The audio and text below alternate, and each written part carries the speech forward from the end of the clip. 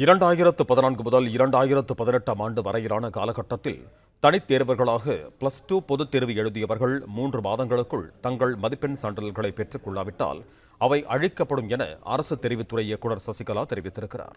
இது தொடர்பான கூடுதல் விவரங்களோடு இணைகிறார் எமது செய்தியாளர் பாண்டியராஜன். வணக்கம் பாண்டியராஜன், உங்களிடம் இருக்கும் தகவல்களை பகிர்ந்து கொள்ளுங்கள். தமிழ்நாடு மாநில பாடத்திட்டத்தில் 2014 முதல் 2018 வரை 12ஆம் வகுப்பு தேர்வினை தனித் தேர்வர்களாக எழுதிய 2 லட்சம் மதிப்பெண் சான்றிதழ்களை 3 மாதத்திற்குள் பெற்றுக் கொள்ளாவிட்டால் அளிக்கப்படும் என தமிழக தேர்வு ஒரு செய்திக்குறிப்பு வெளியிடப்பட்டிருக்கிறது. 2014 முதல் செப்டம்பர் 2018 வரையிலான மார்ச், ஜூன், செப்டம்பர் என அனைத்து பருவங்களுக்குரிய 12ஆம் வகுப்பு பொதுத் தேர்வு எழுதியிருக்கக்கூடிய தனித் தேர்வர்கள் அசல் மதிப்பெண் சான்றிதழை இதுநாள் வரை தனித் தேர்வுகளால் கேட்டு பெறப்படாமல் அரசு தேர்வுகள் இயக்கத்தில் இருப்பதாக அந்த செய்திக்குறிப்பில் குறிப்பிடப்பட்டிருக்கிறது.